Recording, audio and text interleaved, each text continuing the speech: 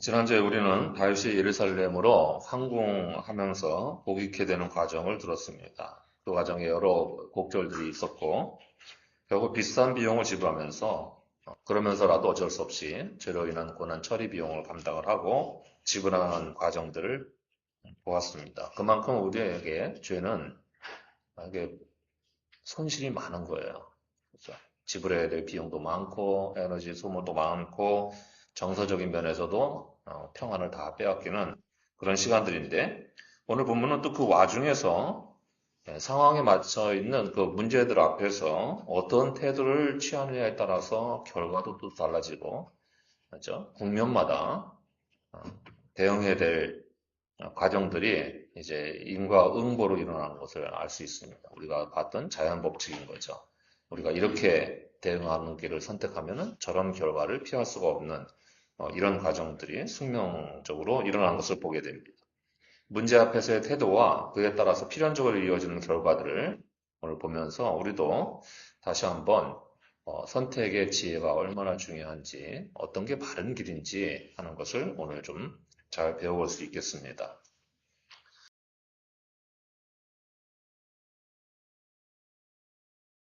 16절 보시면 바오름에 사는 시므이란 사람이 이제 자기가 저지른 일에 대한 대가를 지불해야 되는 과정이 나오죠. 그럼 전에 다윗이 예루살렘에서 도피할 때에 자기 생각에는 그렇게 생각이 든 거예요. 아, 이런 과정을 보니까 하나님이 정말 나단의 심판 선고대로 압살롬을 들어서 다윗을 치신다. 그러니 다윗이 죄인이 맞다 하는 거죠. 뭐 당연히 죄인이었죠. 그 당시만 해도. 예, 그렇게 생각해서 이렇게 죄가를 치르게 되는 이유가 결국 이제 사울 집안의 그 여러 사람들이 암살당하는 일까지 다윗의 책임이라면서 저주와 모욕을 퍼부었던 사람이죠. 그런데 다윗이 압살롬과의 전투에서 승리하고 황공하게 되자 이게 자기가 생각했던 것이 잘못된 거잖아요. 하나님이 다윗을 죄가를 물어서 버리실 생각인 것처럼 생각이 들었기 때문에 저주를 퍼부었는데 이게 다시 왕위를 회복하게 되는 과정을 보니 이거 하나님이 하셨다고 봐야 되는 상황이 일어난 거예요. 그러면 내가 생각한 게 완전히 잘못된 거고 다윗이 하나님 앞에 죄사함을 받고 회복의 과정을 밟게 되는 거면 이게 자기가 이제 왕을 저주한 일이 그 기름 부음 받은 자를 저주한 일이니까 그게 하나님 앞에서 살아남지 못하게 된 거예요. 그래서 그는 급히 자기의 죄가가 무엇인지를 깨닫고 베냐민 지파에서 꽤나 유력한 사람이었기 때문에 또 나름 지파에 대한 자부심도 꽤나 있는 사람이기 때문에 자기 지파 사람 1000명이나 데리고 그러니까 내가 지금 기름 부은 다윗 왕 앞에 잘못해서 죄를 지었느니 이것을 죄가를 해결하기 위해서 나와 좀 동반해야겠다고 사람들을 설득을 했는데 1000명이나 데리고 나올 정도니까 이게 베냐민 지파에서 꽤나 세력이 있던 사람이었던 거죠. 그래서 그렇게 다윗 왕의 환심을 사려고 데리고 사람들을 데리고 엄청난 행차를 해서 다윗 앞에 나오게 됩니다. 또 그런 것도 있지만 이게 이제 왕위가 회복이 됐기 때문에 자기는 죽은 목숨이 되는 거잖아요. 이게 뭐 저주를 하고 그랬으니 이런 상황이 이런 문제 때문에 권력 앞에서 굴복하는 면도 어느 정도 섞여 있는 이 시므이의 좀 비굴함도 같이 보게 됩니다. 아무튼 그래서 19절에서 시므이는 다윗 앞에 엎드려서 자신의 죄에 대한 용서를 사죄를 구할 수밖에 없게 됐습니다. 이 장면을 보면 결국 시므이도 다윗과 똑같이 자기가 저지른 죄에 대해서는 그 빚을 갚아야 하는 처지였다는 것을 발견하게 되죠. 이게 모든 사람에게 다 똑같은 일입니다. 그죠? 그러니까 우리가 배울 수 있는 것은 다시 한번 강조해서 들을 수 있는 교훈은 무엇이냐면 죄는 그 누구라도 빚을 갚는 일에서 피할 수가 없습니다. 이거 설명 지난주에 드린 거 기억나시죠? 죄라는 게 원래 빚이란 말이에요. 성격이. 죄가 원래 빚의 개념이기 때문에 그런 거죠. 21절을 보면 이런 시므이를 보고 아비새는 또 분통이 터졌습니다. 그래서 전에 시므이가 저주할 때 다윗이 피신할 때 나와서 저주하는 거를 저 죽은 개 같은 놈을 내가 당장 목을 쳐서 없애야 되지 않겠습니다. 그렇게 말을 했던 이 아비새는 분통이 터져서 다시 또 얘기합니다. 죽어 마땅한 자니이다. 하지만 다윗은 아비새를 포함한 수리아의 아들들에게 다시 말합니다. 너희가 오늘 나의 원수가 되려느냐 하는 거죠. 내가 이제서야 이스라엘 쪽까지 모든 지파들의 왕이 된 것 같아 보이는데, 근데 그 이 베냐민에서 유력한 사람 하나를 또 죽여서 베냐민의 원한을 남기면, 그러면 나머지 지파들에 대해서 또 감정을 사야 되고, 이런 일을 저지르게 되면 이게 좀 좋은 꼴로 결과가 돌아오겠느냐 하는 것을 얘기하면서 이렇게 말하죠. 너희가 나의 원수가 되려고 하느냐 그렇게 말합니다. 여기 원수라는 말이 여러분이 잘 아는 히브리 말이에요. 사탄이라는 말입니다. 그러니까 옛날에 사탄이라는 말은 고유한 그 영적인 인격체를 가리키는 말이었지만 그거는 다니엘서 이후로 나오는 그죠? 묵시문학 이후에 사람들이 알게 된 개념이고 그 전까지 성경에서 사탄이란 말은 적대자라는 의미예요. 고소인, 그죠? 검사, 뭐 이런 뜻으로 오늘 우리가 이해하면 되는데 이게 사탄이 꼭 대적자라는 뜻만 아니고 유혹하는 적대자라는 말도 되는 거죠. 유혹자란, 사탄이 원래 유혹하는 성질이 있으니까. 이 다윗의 심정을 유혹하는 자라는 의미도 수 있는 거예요. 그러니까 현재 상황에서 이게 적대자라는 뜻이나 유혹자라는 뜻이나 다윗의 입장에서는 똑같은 얘기인 거예요. 왜냐하면 자기도 심의 저거 처리하고 싶잖아요. 얼마나 이게 억울했으면 나의 이 원통함을 하나님이 좀 갚아주시면 좋겠습니다. 저 저주를 좀 상쇄시킬 분은 하나님밖에 없으니까 저런 막무가내 엉터리 같은 저주를 하는 녀석의 저주를 좀 폐해 주셨으면 좋겠습니다 하고 그렇게 간구했던 다윗의 심정도 있으니까 자기도 마음에 그게 있어요. 그런데 지금 상황상 그런 일을 저지를 상황이 아닌 거죠. 그러게 되니까 그 마음속에 있는 욕구대로 행동하는 것을 부추기는 아비새가 부추기는 중이니 자기도 그러고 싶을 수가 있겠죠. 그래서 넘어가게 되면 이게 망하는 일이 되는 거예요. 좋은 일이 아닌 거죠. 더군다나 더 나쁜 문제가 뭐냐면 자기가 지금 포기하게 된 거는 하나님 앞에 사죄를 해서 간신히 대가 치르고 하나님의 은혜로 예루살렘으로 돌아오게 된 거 아니에요. 그래서 원래는 그냥 쫓겨나가는 게 맞는 거죠. 그러는데 그래도 용서받아서 돌아오게 되는 거니까 이게 꼭 하나님의 은혜 때문에 돌아오게 되는 건데 그런데 그날 그죠? 하나님이 자기를 회복시켜 주는 은혜를 체험하는 날 복수의 칼을 내서 피를 보게 되면 이게 하나님 앞에서 마땅치 않은 태도인 거죠. 그러니까 영적으로도 죄를 짓는 일이고 정치적인 상황상도 어리석은 일이 되는 거예요. 하지만 다윗의 복위는 바로 아비새가 말한 것처럼 하나님의 기름 부음 받은 자임을 다시 확증해주는 상황이기 때문에 시므이도 그래서 나온 거잖아요.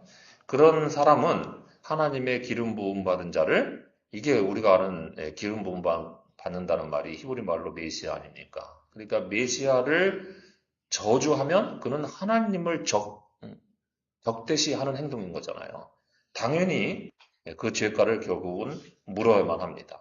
다만 다윗은 자기가 맹세해서 자기는 시므이를 처리할 수는 없다. 왜냐하면 나는 하나님의 은혜로 빚진 자이기 때문에 이렇게 좋은 날 시므이를 죽일 수는 없다 해서 맹세해서 살려는 줍니다. 하지만 그 죄가에 대한 처벌을 왕으로서 방치할 수도 없기 때문에 그 처벌은 자기의 후계자인 솔로몬에게 맡기죠. 나중에 이 유지를 받던 솔로몬은 시므이에게 조건부 사명령을 내리는데 시므이는 그 조건부에 걸려서 결국은 사형을 면치 못하게 돼서 죽게 됩니다.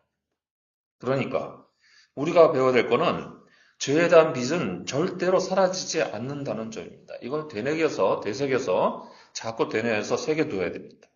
우리가 예수 그리스도의 보혈의 공로로 죄가로부터 면책을 받지만 그 죄의 대가 자체가 사라진 게 아닌 거라는 점을 잊지 말아야 돼요. 여러분, 죄가가 사라진 게 아닙니다. 죄가를 예수 그리스도가 대신 처리하신 것이지 그 죄가는 어디 안 없어진다는 거예요. 그래서 그거를 속전을 내서 지불을 해서라도 해결을 해야 되는 거죠. 그러니까 지난주에 본 것처럼 죄로 인한 고난에 대한 지불은 자연법칙인 거예요. 이 세상에 이 자연법칙이 없으면 무너지듯이 그렇죠. 우리도 죄가 기본적으로 죄값을 지불해야 한다는 사실이 만약에 무너지면 그거 없어도 됩니다. 이렇게 되면 여러분 우리는 항상 우리의 삶을 언제든지 무너뜨릴 수 있는 존재들입니다. 죄가를 지불하는 게 하나님 앞에서 반드시 일어난다는 사실을 잊어먹으면 또 그 법칙이 성립이 안 되잖아요. 그럼 우리는 죄 짓는 일에 얼마든지 그죠? 적극적으로 나설 수 있는 존재라는 거예요. 따라서 죄는 반드시 그 빚을 추궁당한다는 것을 율법주의라고 치부해서 무시하면 안 됩니다.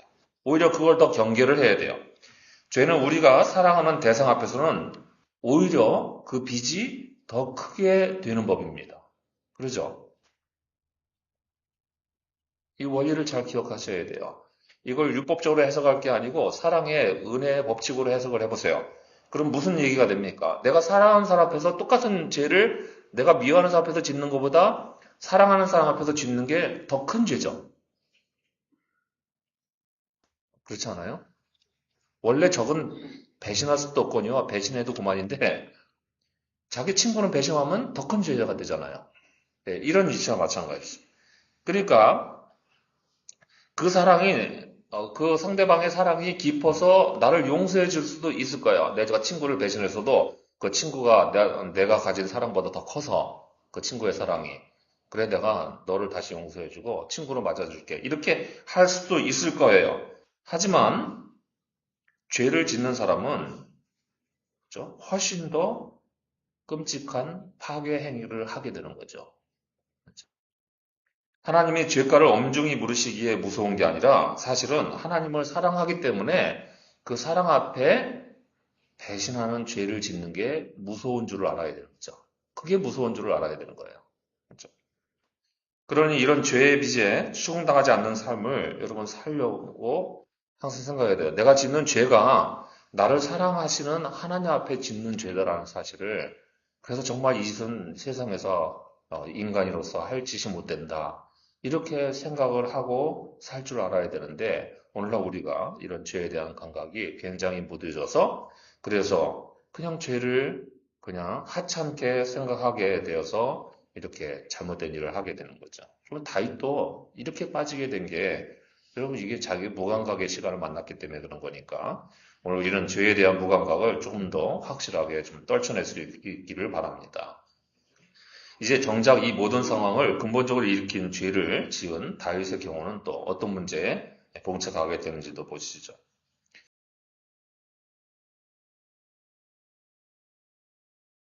24절 보시면 사울의 손자 모이보셋은 다윗 왕이 피신하였던 시간에 철저히 이 다윗 왕의 괴로움을 그와 함께 동반해서 나누어지려고 한 사람이에요.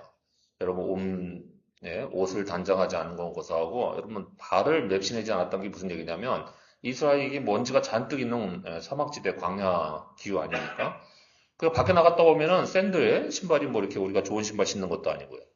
그 샌들 신고 왔다 갔다 한단 말이야. 그러니까 샌들에 얼마나 먼지와 그죠? 온갖 종류의 이물질이 많이 묻겠어요.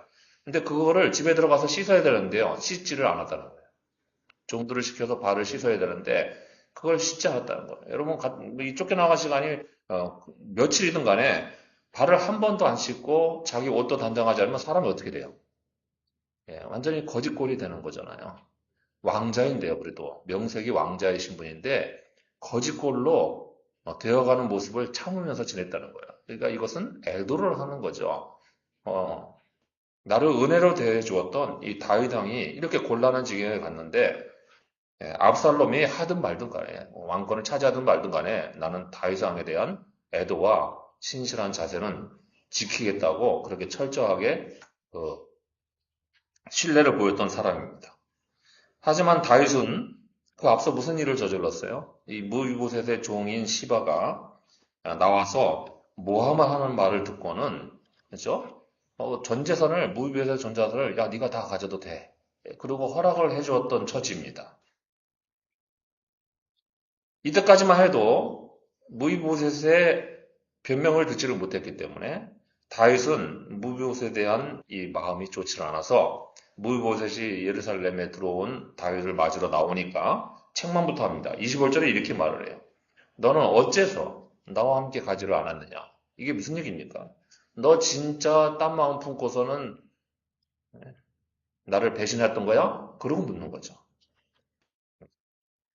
26절에서 무이보셋의 말을 들어보니까 사실관계는 그러지 않았다는 것을 다윗은 알 수밖에 없게 됩니다. 그리고 사실관계가 그렇게 분명해졌다는 것은 이게 다윗에게 골칫거리가 되는 거죠.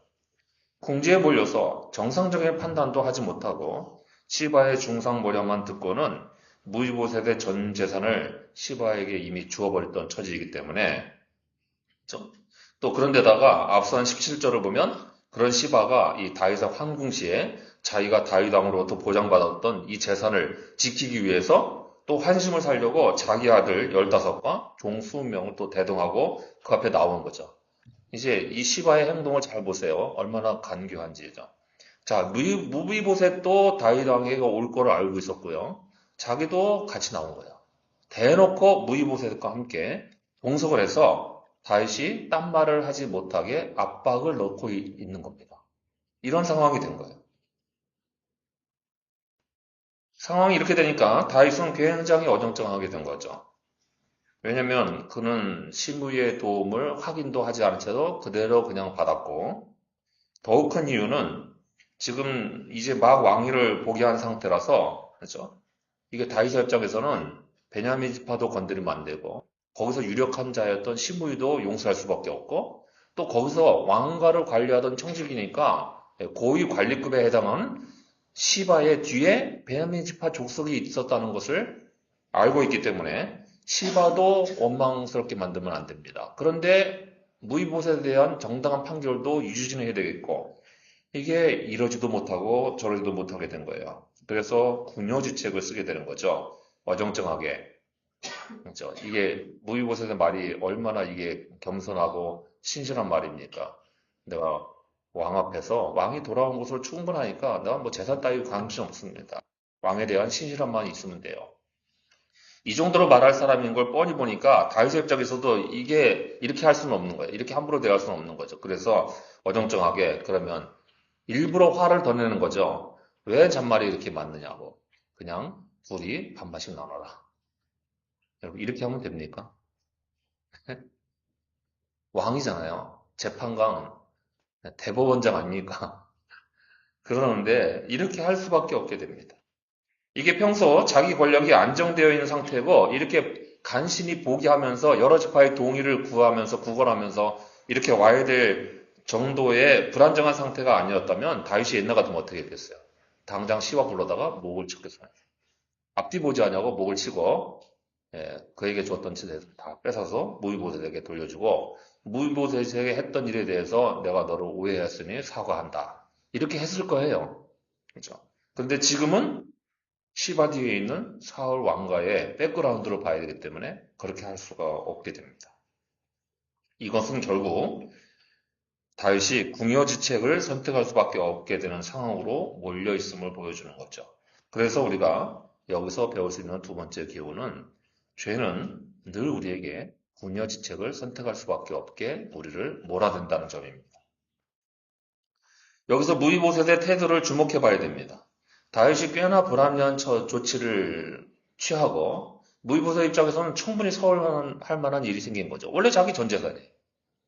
그런데 이게 저렇게 똑똑하던 왕이 그 순간에 그렇게 어리석은 행동을 하고 지금도 합당치 않은 처사를 하게 되니 여러분 이게 왕의 권위와 신뢰가 맞느냐 하고 굉장히 서운해할 수 있는데도 불구하고 여전히 겸손한 자세를 잃지 않습니다. 무효셋이 여러분 누구예요? 누구 아들이에요?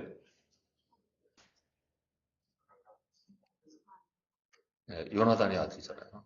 다윗의 친구이고 다윗의 목숨을 살려준 요나단이고 맹세를 했잖아요. 그 집안의 아들을 선대하기로 헤세드로 보상하기로 맹세를 했었죠. 그런 존재예요. 무이보셋이 이렇게 원망하지 아니하고 그 헤세드를 왜 당신이 실천 안 합니까? 아버지와 약속도 있잖아요. 나도 당신에게 헤세드로 신실하게 대했는데 그럴 수 있습니까? 이렇게 할 수 있는데요. 그러지 아니하고 그냥 있는 그대로 다 받아들입니다. 이건 제가 한번 전에 설명했는데 무이보셋이 이렇게 신실한 태도를 끝까지 견지하게 되자 다윗은 이게 좀 미안하게 된 거죠.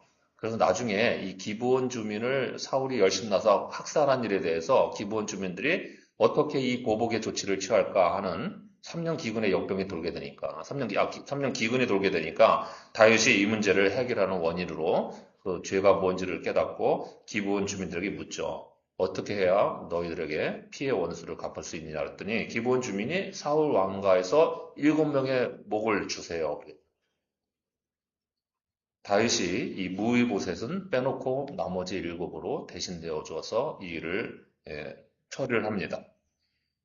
무이보셋은 이렇게 끝까지 다윗에게 대해서 신실하게 행하는 사람이었던 거죠. 다윗도 그 신실함을 갚아줄 수밖에 없었던 거예요. 그런데 다윗은 그러지 못할 수밖에 없는 상황이 된 것입니다. 다윗이 자기 친구였던 요나단을 생각해서 무이보셋을 아끼는 마음은 여전했지만 지금만큼은 어쩔 수 없이 무이보셋을 서운하게 만드는 일을 할 수밖에 없었다는 거예요. 이것이 바로 궁여지책입니다. 궁여지책은 여러분 사람이 해야 될 최선의 선택을 하는 게 아니잖아요. 그렇죠? 궁여지책은 이렇게 몰려서 어쩔 수 없이 자기 마음이 아니더라도 좋지 않은 일을 해야 되는 상황을 말하는데 여러분 이 궁여지책이라는 것이 우리 인생에 들어오게 되면 그 평안과 행복이 사그라든다는 문제를 남겨놓게 됩니다. 이게 우리가 지난번에 들었던 거 있죠. 우리가 비용을 지불하는데도 남는 게 없는 그런 상황과 똑같은 거예요. 하나님이 우리에게 선물해 주시는 하늘나라 시민으로서의 삶은 이 세상이 침범하지 못하는 평안과 기쁨으로 가득 채워져야 되는 건데요. 궁여지책으로 몰리는 선택을 하면서 살면 항상 빚값 다 끝나는 거예요. 그렇죠? 요새 여러분 청년들이 나라에서 싸게 저지로 대출을 받아서 자기 인생을 시작할 수 있는 기회를 주려고 그렇게 하잖아요. 근데 여러분 그게 여러분 할 수 있으면 저도 우리 애한테 그렇게 얘기하는데 자기의 능력을 봐서 1억 이상의 대출은 나라로부터 받으면 안 된다. 아무리 저리라도. 왜냐면 평생 빚값 다 끝나는 삶을 못 벗어나기 때문에. 나머지는 대단한 데는 규모를 줄이든 간에 알아서 자기가 경제생활 한 거 연봉에 비춰서 자기 연봉 플러스 몇 프로라는 게 경제 수치가 있어요. 자기 연봉의 몇 프로까지만 대출을 받을 수 있는 거야. 저릴 때. 이자가 비싸면 그것도 받으면 안 되고. 그러니까 그렇게 하는 삶은 평생 빚값 다 끝나니까 이게 쪼들려서 어쩔 수 없이 말이죠. 맨날 몰리는 그러면 여러분 평안이 없어진단 말이에요. 좀 근심거리가 한쪽에 없어야 평안해지는데, 그죠? 우리가 가족 중에 누가 아픈 사람 있으면 늘 한쪽 구성에 그 평안을 침탈하는 요소가 있는 거잖아요. 그거하고 똑같이 뭐든 경제적인 문제든 무슨 문제든 간에 어쨌든 문제 상황이 계속 나를 추궁하게 되면 여러분 그것 때문에 근심 걱정에서 떨어져 나가기가 쉽지 않게 되어서 평안이 자꾸 그죠? 소실되는 것을 보게 됩니다. 그러니까 무언가에 몰려서 어쩔 수 없이 마음에 들지 않는 선택을 해서 아쉬움과 회한을 남기는 삶이 여러분 얼마나 불행한 것인가를 잘 생각을 해봐야 됩니다. 다윗이 애초에 시바의 중상모략에 걸려서 처음부터 잘못된 선택을 하게 된 것도 이미 궁여지책이 몰린 거고요. 그렇죠? 또 평소에 다윗답지 않게 궁지에 몰려서 그렇게 된 건데 그런데 이제 그것 때문에 또 궁여지책을 또 선택해야 돼요. 그러니까 여러분 이렇게 그냥 우리가 쉽게 제가 이렇게 이런 원리로 정리해둔 게 좋은 것 같지는 않은데 그래도 우리가 기억하기엔 좋은 게 그냥 죄는 지긋지긋하다. 그냥 지긋지긋하게 괴롭힌다라고 정리를 해두면 좋은 거예요. 이게 연쇄 법칙이 얼마나 계속 이어지는지를 몰라요. 계속해서 참담함을 불러온다는 거죠. 그러니 이런 죄에 다시는 빠져들지 않게 더 중히 죄를 경계하고 피해 갈 수 있는 모두가 되시기를 바랍니다. 죄를 끌어들이면 인생에서 좋은 시간이 없어요.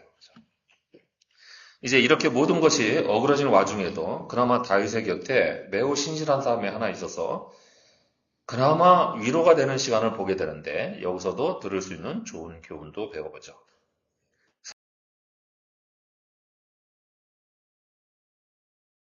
31절 보시면 길라 사람 바르실레는 다윗이 도피해서 마하나임에 이를 때에 그 군대를 자기 소유로 후하게 대접하던 사람이었습니다. 그는 길앗의 시족장이다 유지로서 나이 많은 대보였죠. 인품이 꽤나 훌륭하게 보이잖아요. 33절을 보면 그가 다윗이 요단을 건너려 할 때 나와서 다윗을 영접을 했는데 다윗은 바르실레에게 나한테 이렇게 엄청난 은혜를 베푼 당신이니까 자기보다 나이도 한참 많잖아요. 그러니까 노인장은 내가 예루살렘 왕궁에서 모시겠습니다. 저와 함께 건너가서 제가 베푸는 대접을 받으시죠. 이렇게 권면을 합니다.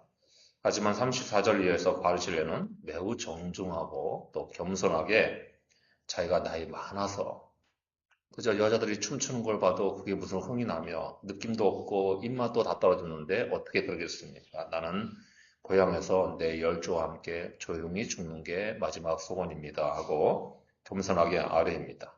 대신에 아들 기맘을 데려다가 원하시는 대로 써주시면 그것을 영광으로 알겠습니다. 이렇게 대답을 해서 다윗이 좋다고 기맘을 데려다 쓰겠다고 하고 바르실레에게 축복하고 입을 맞추어서 돌려보냅니다. 본문 살피기 하시면서 이 부분에 본문을 읽으셨을 텐데 여러분 어떤 느낌이 드셨어요? 이 장면이 참으로 깊은 애정이 그죠? 왕과 신복 사이에 깊은 애정이 느껴지는 시간이 아닙니까? 이처럼 참된 헌신을 그에 걸맞게 보상하는 일은 바로 관계에서의 신실함이 될 것이고 이것이 하나님이 원하시는 바른 태도이고 다윗이 이 하나님이 원하시는 신실한 태도, 헤세드를 여기서 실천할 수 있게 됩니다. 그렇죠? 그리고 바르실레는 자기가 베풀었던 헤세드에 대한 보상을 받게 되는 거죠. 그러니까 여기서 우리가 이 두 가지 양면적인 헤세드에 관한 양면적인 양면을 다 우리가 배울 수 있습니다. 참된 헌신에 신실하게 반응하는 게 바로 삶과 관계를 헤세드로 채우는 길이라는 거예요. 베푸는 자나 받는 자나 보상받는 자나 똑같이. 그죠? 베푸는 자도 헤세드를 신실하게 행하는 거고요. 받는 자도 자기가 베풀었던 헤세드의 보상을 받는 거잖아요. 그러니까 이 헤세드가 내 삶에 충만해질수록 우리는 아까 궁여지착에 몰리는 삶을 벗어나는 회복의 길을 경험하게 될 수 있는 거예요. 다윗은 38절에서 바르실레에게 내가 좋아하는 대로 기맘에게 베풀겠다고 약속을 합니다. 근데 이게 여러분 성경을 잘 찾아보셔야 되는데요. 포로 귀환 때의 상황을 기록한 예레미야 41장에는 지나가다가 딴 이야기를 하면서 이런 지명이 나와요. 게롯 김함이라는 지명이 나와요. 이게 무슨 얘기냐면 이거는 지명이라기보다는 사실은 보통 명사일 거예요. 김함의 숙소 또는 김함의 여관 이런 뜻입니다. 거기에 베들레헴 근처에 김함의 여관이라는 유명한 여관이 있었다 이거죠. 그렇죠? 그런 거예요. 그러니까 베들레헴 인근은 예루살렘에서 멀지 않은 곳이잖아요. 그러니까 그 인근에 다윗이 김함을 위해서 그 예루살렘 근처에 있는 토지를 그렇죠? 김함에게 주었다는 전제를 우리가 알 수 있습니다. 그러니까 다윗이 김함에게 정말 후하게 그 바르실레를 생각해서 은혜를 베푼 거예요. 더 나아가서 다윗은 이러한 바르실레의 헌신과 신실함을 잊지 않고 자기 후계자인 솔로몬에게도 마지막 유언을 남길 때 이런 얘기하죠. 바르실레의 아들들. 이제 바르실레가 그때쯤은 죽었겠죠. 솔로몬이 이제 대를 이을 때는 그때 그 아들들에게 아버지가 베푼 헤세드를 신실하게 보상을 해라. 그래서 그들을 잊지 말고 꼭 은혜로 대접하라고 그리고 그들을 아예 왕가의 식탁에 넣어주라는 당부까지 합니다. 그러니까 왕가의 일원으로 같이 왕궁에서 나오는 공개를 받고 살게 해준 거예요. 먹고 사는 거를 왕궁에서 다 대주는 거죠. 그렇게 특별한 먹고 사는 문제가 아니라 그죠? 왕가의 식탁에 늘 나아갈 수 있다는 것 자체가 엄청난 신분 상승을 하는 거잖아요. 그러니까 그러한 대접을 해주라고 남기게 됩니다. 이런 헤세드의 신실한 보상을 통해서 이 관계들이 헤세드의 은총으로 채워지게 됩니다. 그러니까 헤세드의 신실함은 이게 우리가 죄로 인한 고난 중에서도 회복의 은총을 경험할 수 있는 귀한 방법이고 과정이고 시간입니다. 바르셀레의 신실한 헌신 또한 하나님이 다윗을 고난 중에서 위로해주는 은총의 손길이었던 거죠. 다윗이 그에 대해서 신실한 보상을 하는 것도 헤세드의 은총이 더 깊어지는 시간입니다. 자, 죄가 지긋지긋하게 우리에게 손실을 가져오고 있다면 그게 악순환이잖아요. 악순환을 채우는 방법은 선순환을 만드는 거죠. 그렇죠? 여러분 인생에서 뭐가 내가 자꾸 꼬이고 이렇게 문제가 생겨서 자꾸 나빠지는 것 같아요. 그러면 선순환 구조를 만들어내야 돼요. 다른 데서 보상을 해야 되는 거예요. 그게 여러분 바로 헤세드입니다. 바르실레의 입장에서 다윗이 도피할 때 그를 돕는다는 것은 사실 자기 목숨과 자기 가문의 운명을 걸어야 되는 일이었던 거예요. 그렇죠? 지금 압살롬의 반란이 부자간의 싸움입니다. 그러니까 압살롬이 계속해서 왕권을 유지하게 되면 무슨 일이 생긴다고 전제해야 되냐면, 그러면 지금 아버지의 세력을 제거해야 되는 일이 그 다음에 일어날 프로세스예요. 그죠? 아버지를 도왔던 사람을 다 죽여 없애야 되는 거죠. 이런 상황이 일어날 것이었는데, 목숨 걸고 지금 상황이 불투명한 상황에서 자기 씨족의 운명을 다 걸고 도운 거예요. 여러분, 이게 다윗에게 얼마나 큰 위로였겠는지 생각을 해보세요. 그렇죠?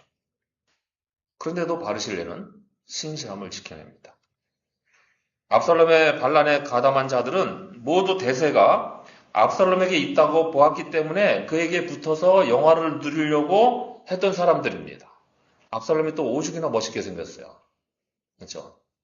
그러니까 제가 얘기하지만 우리 청년들이 배우자를 선택할 때 그 외모를 보고 선택하면 절대로 안 돼요. 그렇죠? 여기 계신 어른들이 다 한가닥 하시는 외모가 있기 때문에 다 그 외모를 보고 저렇게 아름다운 여인들을 구한 거 아닌가 이렇게 착각하시면 안 된다. 청년들은 내면도 예뻐서 한 거겠죠. 그러니까 그렇게 생각을 하고 항상 속을 좀 들여다봐야 돼요. 속 안에 뭐가 있어요?